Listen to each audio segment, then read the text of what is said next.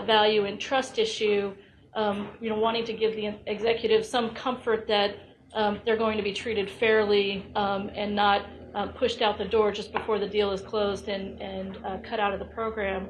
More recently, we've seen companies starting to consider adding provisions which would allow executive to resign for good reason prior to the completion of the transaction. And I think there are a lot of questions and issues around whether that makes good sense. And from a board's perspective, what are your thoughts on that? So I guess, Christina, we talked about this a little bit earlier. I think in the situation where you're not talking about a carve-out, when it's just a regular employment agreement or something like that for executives on the company, I think that's pretty poor form, because acquirers are looking to buy management teams and buy companies. Everybody understands in this value that it's people, not some ethereal IP that's valuable. It's the people that build a business and make it work. So I think if it's just a regular employment agreement for a company and it's an acquisition without a carve-out discussion, I think that would be hard for acquirers to swallow. And I'm talking more from my Cisco perspective, which is a perspective I have to keep in mind when I'm investing in companies as a venture capitalist or any large company. I think in a carve-out type situation, it's hard for me to answer that without the specifics of the situation, right? Because if you're getting into really detailed discussions about who's going to participate and who's going to be there, then you're actually having a pretty detailed discussion about the carve-out. And then you're getting into the bits and bytes of that whenever the right time to do that is. And it's from an acquirer's perspective, I think the carve-out is the carve-out. That money's gone. How the management team chooses to divvy that out is up to the management team and the board. If they've agreed to something, they know it's coming out of their hide, then that's done. That's the way I think it happens if it's part of a carve-out discussion. Just my personal perspective would be, if you've gone so far down the path of deciding whether you can have a part of the carve-out if you've left already or want to leave, you're spending a lot of time working on that carve-out versus trying to sell the company. That would be my perspective. I just, to add to that, I think if you're a CEO and you take that position, it comes with a certain set of responsibilities, and you have ultimately responsibilities to the rest of your team that you brought to the company in the first place, and to your customers and to your investors. And so I was, the sort of for good reason, pull the ripcord and get out of there. I don't know. That strikes me as being kind of cheesy, unless it's really egregious behavior by someone on the board that's just completely unreasonable. Then go talk to your lawyers, But other than that, you kind of signed up, and I think that to sort of bail early is you didn't really understand your job. I think one of the real concerns too is that a lot of companies that are putting these plans in place are in distress situations, or really looking to sell the company. In some cases, companies are having to ask their management to defer salary or reduce salary and stick with us while we get through the acquisition, and you'll be taken care of. And if you put these good reason triggers in place, then you're creating a situation where these things in many cases are going to happen. It gives management the ability to walk away and get paid. So you've lost what you're trying to achieve with the program, which is to keep management there through the transaction, which is really is the primary goal of the program. I guess just one other thing I'd just throw in there is that you have to also consider how you got there in the first place. And ultimately the management team is accountable for the results, and if it didn't turn out well, you're still responsible for that. And there could be lots of factors, or out of your control, but still, what you signed up for was to go make it happen, and it didn't happen. So you got to, It also creates a situation where people have something to argue about, and somebody might decide to walk away and argue that they're entitled to it, which is not a situation that you want to be at that time either.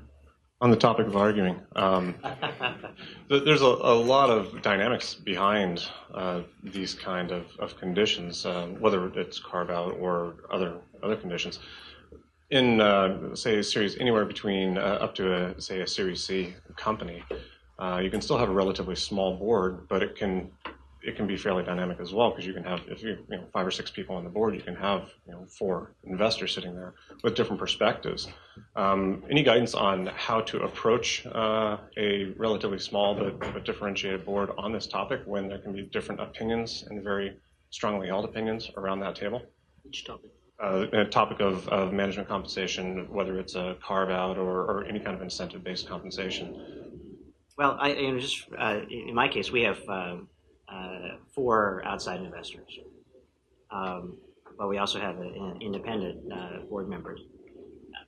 I think that, in our case, we actually have a compensation committee, and so in some cases, what I end up doing is using the board members who are not on the compensation committee as a sounding board for whether what I'm proposing makes any sense, and then sort of making sure that it's kind of, refined a bit before sort of taking things forward and getting into that discussion. But ultimately, you need to have a sponsor that's going to fight your fight, and that hopefully you've got one that's there that can help you with that, and not just be you versus everybody else. I think just to comment on it, it's actually probably relevant to your situation. Not sure.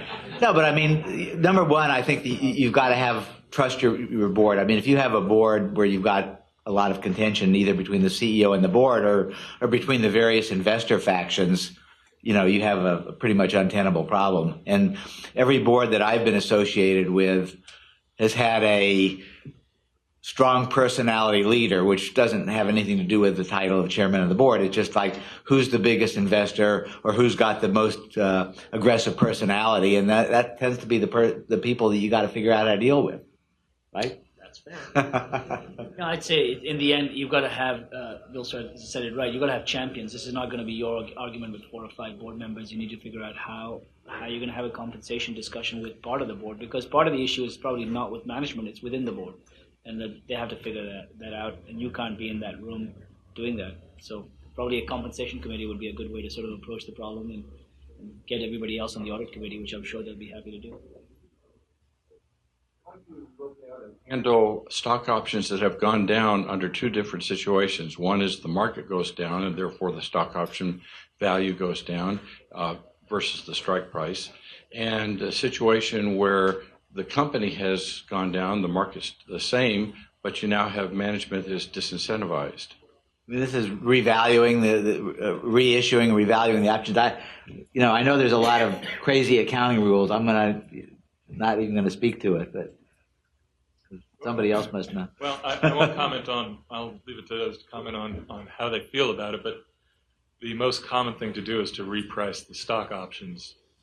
This is assuming that you don't have huge amounts of preferences. It's just a valuation issue. So it is possible to amend those stock options or grant new ones to lower the exercise price to the then current fair market value. Normally when that's done, there's often a quid pro quo. It's not just let's reset everything down. Normally there'd be some give back of vesting.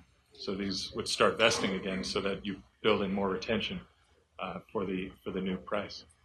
It is a bit of a process. I guess one of the real questions is, has the stock gone down enough to justify that?